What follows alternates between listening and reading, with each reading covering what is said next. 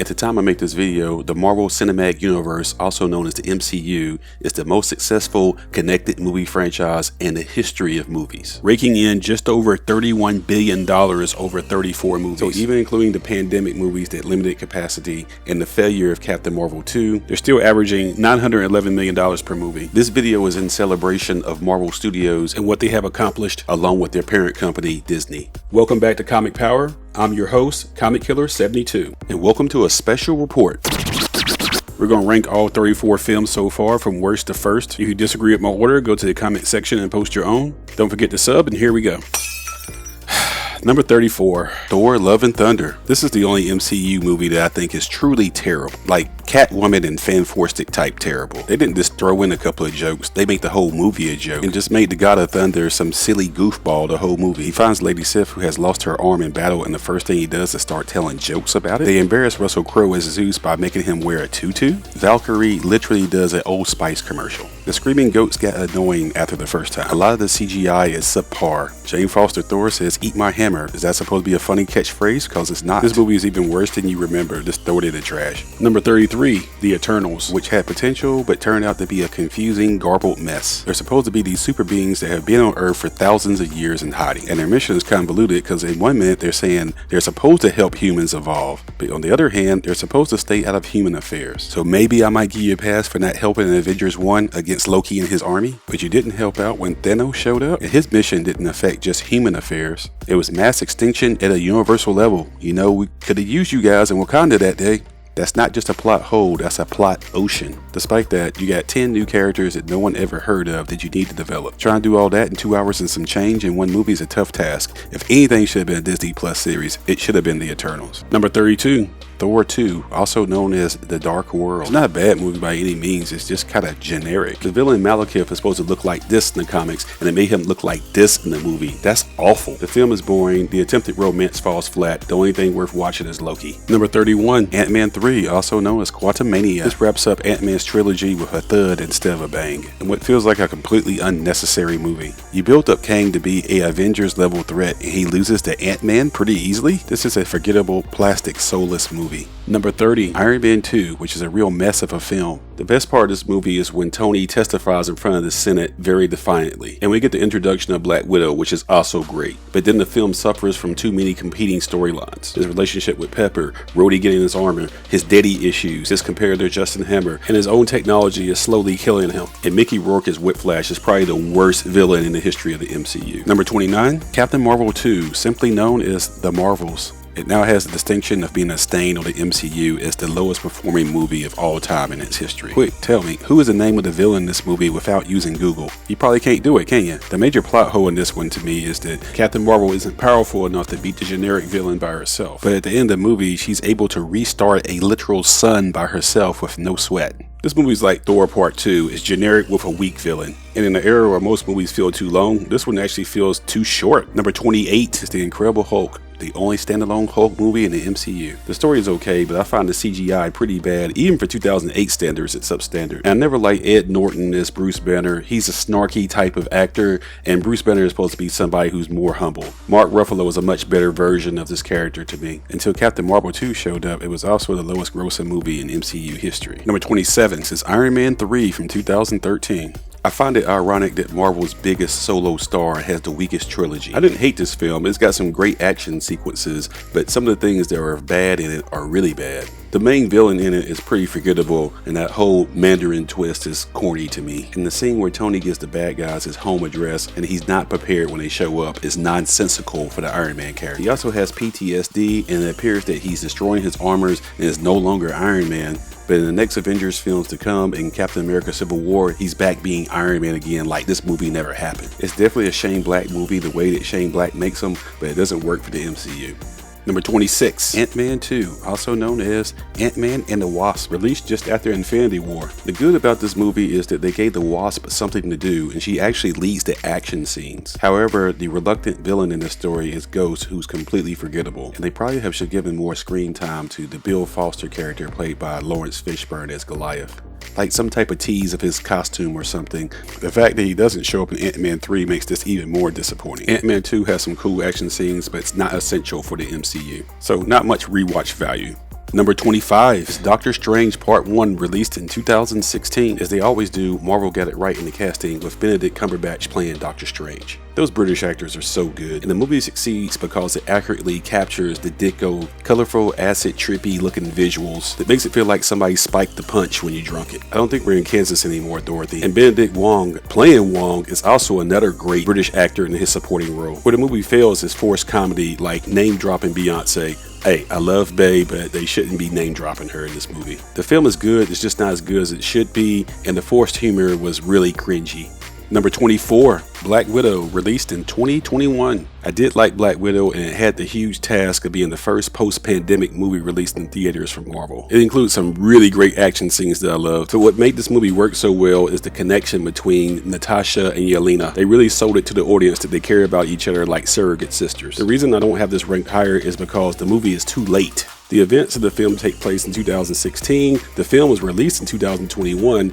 And the character is now dead in this universe. So it's kind of hard to pull for a character that you already know that's dead with a movie that's been shoehorned that should have came out 5 years ago. Some people were disappointed in how they used Taskmaster. It wasn't a big deal to me personally. Florence Pugh is taking up the mantle of the new Black Widow, and I'm here for it. Her next appearance will be in the Thunderbolts. Number 23 is Thor Part 1, released in 2011. It's another one of those just okay movies that you don't have to see. Instead of embracing the Kirby comic bookish Thor, it looked like they were shooting for some epic fantasy like Lord of the Rings, and they failed at capturing that style. And just like in Thor the Dark World, the Force Romantic subplot just does not work. They have no chemistry. The movie's called Thor, but Loki's the most interesting character in it. Number 22 is Guardians of the Galaxy Part 2, released in 2017. It pains my heart to put this so low because there's so many things I like about this film. The will they or won't they romantic subplot is working in this movie between Gamora and Star-Lord. The same thing with Mantis and Drax. The tortured scars on Nebula and Rocket Raccoon really make you love these characters even more. But the story fails in introducing the main plot, which is the villain of Ego being Peter's father, and it's just not a very interesting character. So everything is working in this film except for Ego, and that's a problem. Number 21 is Shang-Chi and the Legend of the Ten Rings, released in 2021. I didn't like this film as much as I thought I was going to like it, considering I was such a big fan of the comic back in the day when I was a kid. And don't get me wrong, the fight scenes like on the bus,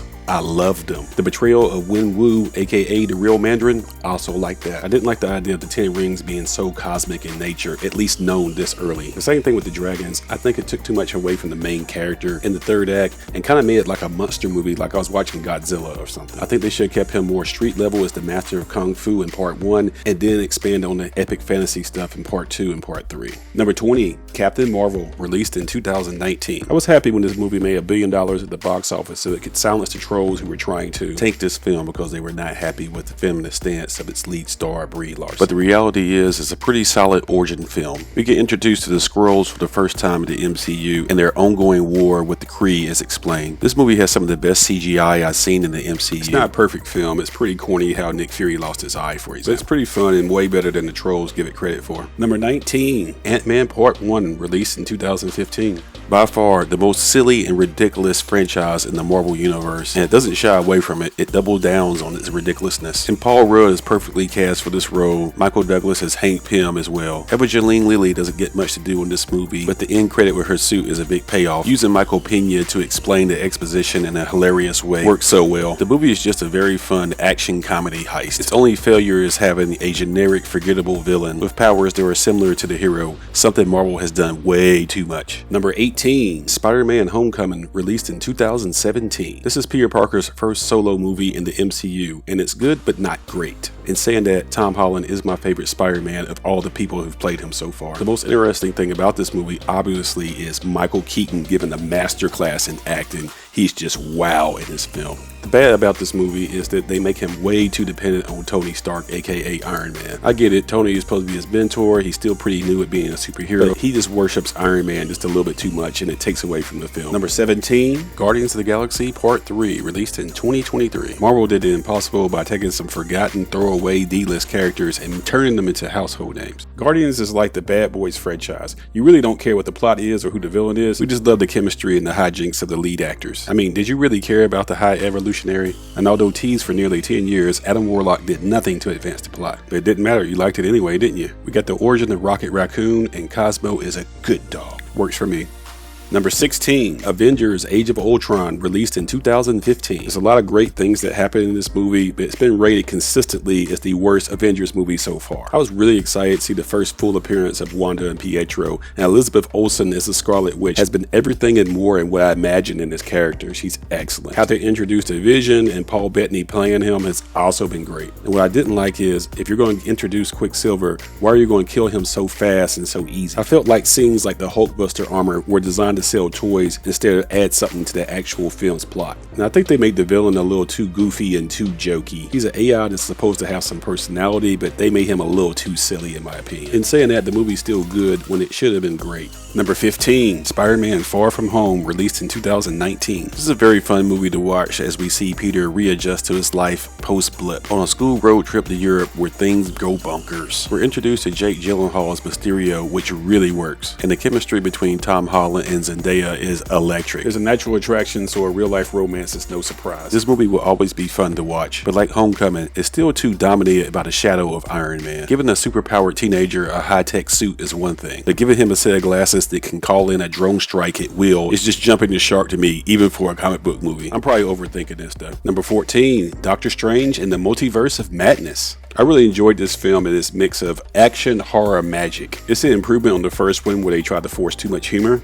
As you can see in the hands of the right director in Sam Raimi, you can just double down on the Ditko trippy psychedelic look with edges of horror. They do a good job of setting up America Chavez and making her the MacGuffin of the movie. I like how they gave us a variation of the Illuminati. Some people didn't like the way they made Wanda just a cold-hearted villain, but to me it showed just how powerful the Scarlet Witch could be. But it challenges Doctor Strange to think outside the box and makes him an even bigger hero. Number 13, Deadpool and Wolverine. This is the latest film on this list, and I want to congratulate it for making $1 billion at the box office and growing. It gave us more fan service from the multiverse, which can work well if used correctly. Ryan Reynolds and Hugh Jackman have excellent chemistry. It uses that trope of the fish out of water buddy team up, in which one is the serious straight guy and the other is an oddball wacky clown, like in Rush Hour and 48 Hours or Men in Black. Now we have Deadpool and Wolverine doing this. Ryan Reynolds just embodies Deadpool perfectly. There's plenty of jokes and most of them land. Now I'm begging Marvel for more R-rated MCU movies. Number 12, Captain America, the First Avenger, released in 2011. I thought the casting of Chris Evans and Steve Rogers from the very beginning was a good choice, and I'll admit the first time I saw this movie I found it to be slow moving and kind of boring, but when I go back and watch it I appreciate how they incorporated the Howling Commandos. The scene where he's turned into a super soldier with Peggy Carter really works, and Captain America made his debut in comics in 1941 punching Hitler, so recreating that in a campy way was a good touch. I would still say at this point that Captain America has the best trilogy of all Marvel's heroes. It all begins here and it's better than you remember. Number 11, Wakanda Forever, released in 2022. This movie had the impossible task of how to move on after the death of Chadwick Boseman, and choosing not to replace T'Challa with another actor was a tough decision, but I think the right one. No matter what you did, there was no way you were going to make everyone happy. The movie successfully takes on a theme of processing grief and how to move on. Letitia Wright showed that her shoulders were strong enough to be a lead character. I did like Dominique Thorne as Ironheart. I thought she was charming and effective. I was very impressed with this version of Namor the Submariner. He'll definitely be back. I can't wait for more adventures in Wakanda and see what they do for Black Panther 3. Number 10, Thor Ragnarok, released in 2017. After the first two Thor movies were not so well received, Marvel decided to go ahead and change course and borrow influence from the Guardians of the Galaxy and turn it into a space action comedy, overseen by an indie director from New Zealand. On paper that sounds crazy, but it actually worked. Kate Blanchett as Hela is a win. Tessa Thompson was excellent as Valkyrie. Using Fire Lord Surtur as part of the plot was excellent. Jeff Goldblum as the Grandmaster, loved it. They even found a way to incorporate the Planet Hulk storyline. Yes, they made Thor funnier, but they also made him smarter and not fall for Loki's tricks so easily that you can see coming from a mile away. Let's just pretend that Love and Thunder never happened and enjoy this film, okay? Number 9, Spider-Man No Way Home, released in 2021. Is this just a gimmicky fan service movie, or is this a great Spider-Man movie on its own merit? Hey, why can't it be both? Let's admit it though, seeing all three of the men who've played Spider-Man live action in movies together in one film is pretty cool. And giving them redemption arcs so they can fix the things they failed at is also nice. Like the Andrew Garfield version saving MJ when he couldn't save Gwen in his universe. It also made us feel empathy for the villains in this movie. The multiverse opens up endless possibilities of what they could do in the future. I'll be happy as long as they give us more Tom Holland and Zendaya, because this is really working. Number 8, Iron Man Part 1, released in 2008, and the MCU starts here. It really showed that Marvel knew what they were doing in casting by bringing in Robert Downey Jr. as the lead as Tony Stark and not dealing with with Tom Cruise's massive ego or Nick Cage's goofiness. They did an incredible job of following the origin from the comics and giving us the Mark I armor, and Joaquin Phoenix was the first actor to win the Best Actor Oscar for a comic book movie, but it should have been Robert Downey Jr. He was just incredible as Iron Man at such epic proportions. I didn't think Terrence Howard was right for Rhodey, so when they replaced him, I was happy with that. And this film started that trend of having a villain that has a similar power to the hero, which Marvel used way too much, but I'm nitpicking. I absolutely love this film, and I go back and watch this at least once a year. Those terrorists never had a chance.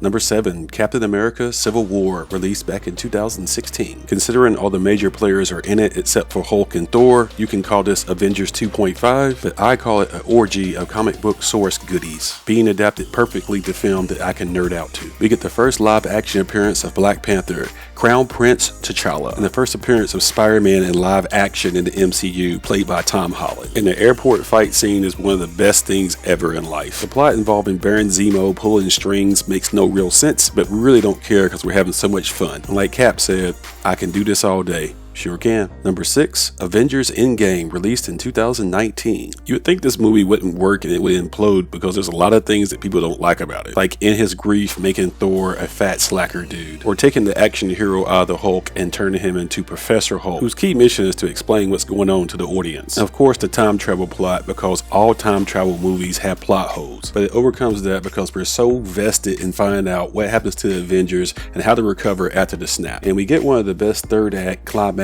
action scenes in the history of cinema. And Tony Stark, the character that the MCU based its foundation on, going out and sacrificing himself like a G. It's just so much fun. You gotta love this movie. Number 5, Black Panther, released in 2018. There's just so much going on for this movie in terms of Afrofuturism, the subtext of black nationalism, and what responsibility you have to help others if you're well off and they're not. It's a very deep movie. If you're just looking at the surface of it, it's just a very entertaining film. It's the highest grossing movie of all time with a majority black cast. It was the first comic book movie of any kind that was nominated for a Best Picture Oscar. Until Thanos made his first full appearance in Infinity War, I believe that Killmonger was the best villain in MCU history. Unfortunately, we lost Chadwick Boseman in real life, and it's going to be with a heavy heart watching these movies going forward in the future. But the mantle of the Black Panther will continue.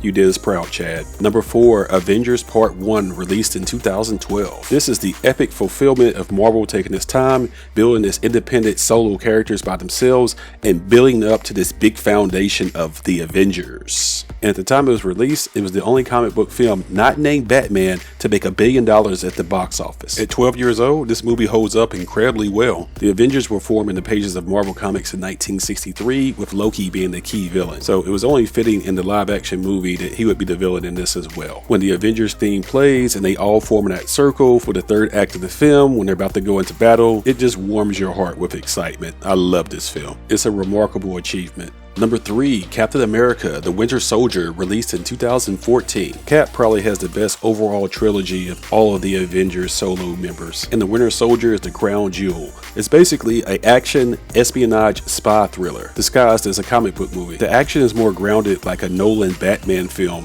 so anyone that likes action movies that doesn't even like comic book films could like this movie. The chemistry between Chris Evans and Sebastian Stan as friends, foes, and then friends again really works. What can you say about ScarJo? Marvel messed up by not giving her a solo film a long time ago. Number 2, Guardians of the Galaxy Part 1, released in 2014. This was Marvel's 10th release, and I'll be honest, this is the one I thought they were going to fail at, because no one had heard of the Guardians of the Galaxy, and they had all these quirky characters like a gun-loving raccoon and a tree man, and it can only repeat his name. This is supposed to crash and burn, but it didn't. It was a mega success, and it even outperformed the Amazing Spider-Man in the summer of 2014. This was Marvel ascending to the throne as king and forced Sony to stop making Spider-Man movies on their own and bring him into the MCU and just partner with them. Guardians works because the lead character of Peter Quill is basically a mix of Indiana Jones meets Han Solo, but with the ridiculousness of, say, Galaxy Quest thrown in. This is one of those films that I always come back to and love it even more, because I am Groot. And last but not least, Number 1 is Avengers Infinity War, released in 2018. What can you say? This is a sci-fi action thriller, probably the best of its genre ever. It's like a Shakespearean tragedy where the bad guy actually wins. So you could compare this to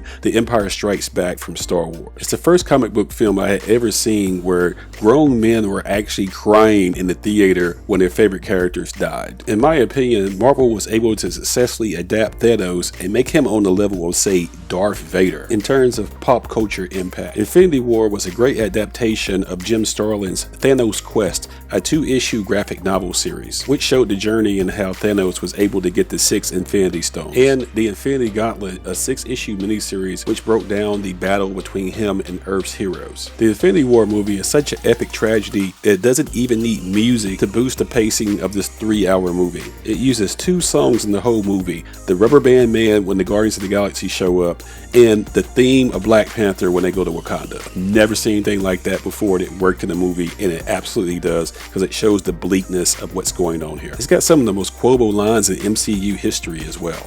I am Groot, I am Steve Rogers. You should have went for the head. Get this man a shield. I absolutely love this film and will hold up forever as an epic achievement in cinema. And in my opinion, the best of 34 MCU movies so far. Alright folks, what you're looking at right now is a recap of all 33 films from worst to first, according to Comic Power. If you don't like my list, be sure to go into the comment section and post your own list. This list is going to be good until February 14th, 2025. That's going to be when the MCU's 35th movie is going to be released, which will be Captain America Brave New World. Anthony Mackie reprises his role as the new Captain America. And spoilers, but not really, because it's in the trailer, we're going to get some Red Hulk action. If you're watching this in the future, you should see an end screen about Blade. Seeing Wesley Snipes reprise his role in Deadpool and Wolverine had a lot of people interested in this character again, and had people wondering exactly where's this reboot that's supposed to be starring Mahershala Ali, because it's been 5 years since they announced him and we've got nothing so far. Until next time, this is Comic Killer 72 for Comic Power saying bye bye.